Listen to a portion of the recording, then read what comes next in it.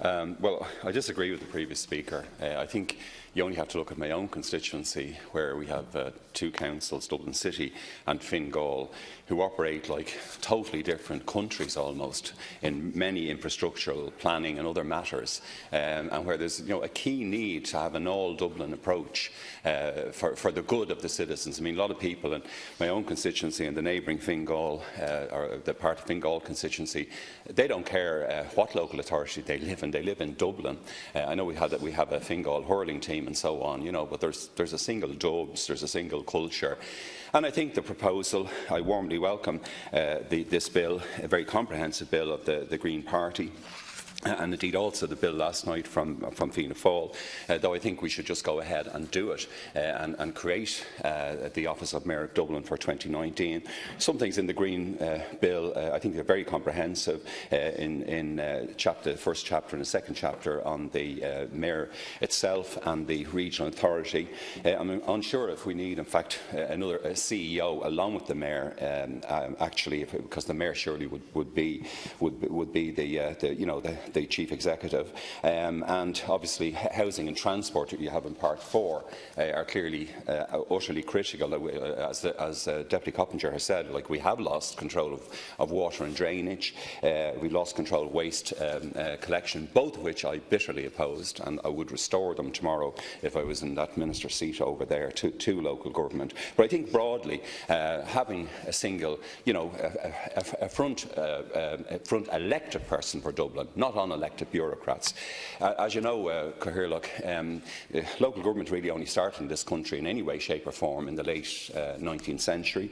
And then when we got our independence, I think for some reason known only to themselves, the Fine Gael party, and later on supported by Fianna Fáil, they brought in this county manager system from the States. A lot of American areas did away with their mayors and brought in managers, and we took this up as well. And so now we have a situation where non-elected bureaucrats, they're the housing authority, the planning authority, the environment authority, the traffic authority. Of course, they were in charge of water and drainage as well. I think anyone who served in local government, and I was proud, very, very proud to be a member of Dublin City Council for just over 12 years and to have led the Rainbow Civic Alliance with Deputy Ryan and others. But anyone who has served, you know the frustration of not being able to democratically control the council. And yet, of course, councillors were left with these strange kind of powers, reserved powers in relation to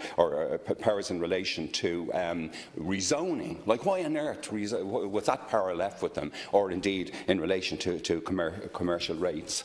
So, while it's a great honour to be elected now, I think, as mayor for a year of your city or county, I think some people do see the point of I think there was the commentator Vincent Brown who described those mayors as toy town mayors. You're in for a year, you're just beginning to get to know the system, and then you're out. And it's great, it's a great honour for yourself and your community, but what can you actually achieve? My own experience, the dead hand of local and national civil service often held back our city government. Like, we had lots of very good ideas, I think, in the Rainbow and the Civic Alliance, when I led the Labour Party and the Green Party, and Fine Gael indeed. The important point about that, of course, was the Labour Party was, at the time, was the largest party in the group. But local government has little or no role in this country in education, health, policing, all the business of local government. For example, if you look at Stockholm, which is a very similar local government system, I think, to us, the mayor, Karen Bjornsdottir, I think, she has a very crucial executive role for that city and for the capital of Sweden.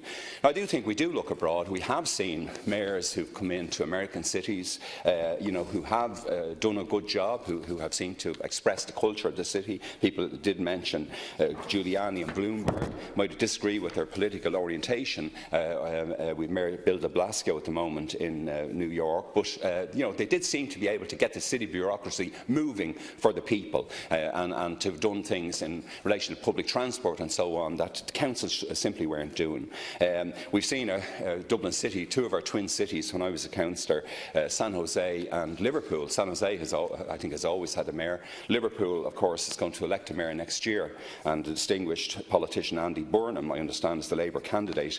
I think in relation to the Mayor of London, and I would probably be closest in views to the current Mayor, Sadiq Khan, and Mr Ken Livingstone, that generally it's agreed that Mr Livingstone did a good job. OK, you could say there's a danger of having a single executive power, dangers of corruption and so on, but sure, it's in this House as well. I mean, if you look at the two tribunal, you know, the Flood Mahon Tribunal and the Moriarty Tribunal, you know, this House is not immune from the ravages of corruption. And currently I think there are 17 directly elected mayors across England. I notice, in fact, in relation to this, it was the right-wing press in Britain that led vicious campaigns against regional assemblies. Like Newcastle, many people wanted to have a mayor. I think the Prime Minister at the time, Blair, and so on, wanted to have a regional assembly and a mayor. It was shot down mainly by campaigns by papers like the Daily Express and the Murdoch press and so on. And if you look across Europe, of course, we have city-states effectively like Hamburg and Bremen and so on,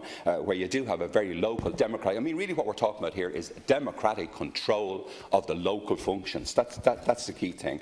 We crucially need a mayor. We're, I think, 1.4 million in the 4 Dublin counties. We're destined to grow to 1.8. Leinster, we include our sister counties around the, and I was on the Greater Dublin Authority, or Greater Regional Authority as well, Cancorla.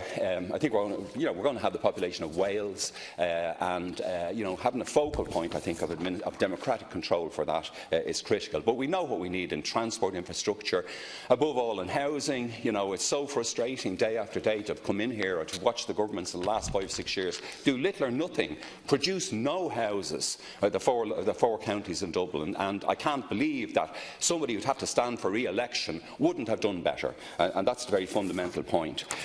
So, as I said, our Green colleagues, they have sketched out, I think, what the office would look like.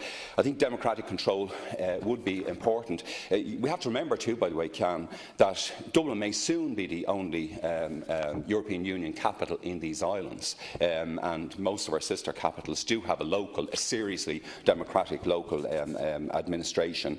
I prefer, I think, the strategy that's been adopted by and large in the Green Bill, with having a regional authority. I think the section of the bill where you deal with the relationship with the 4 counties is critical, though. I mean, you have to bring the counties with you. It was Fingal in the past that defeated your proposal when you were in government. You shouldn't have been in government, I believe, but you were in government anyway with Fianna Fáil, and I think that defeated. So I want to commend Deputy Lahart and Deputy Ryan and all their colleagues in bringing this forward. I think we can construct a really democratic government for this great city, and it's what we need. Thank you very much, Deputy.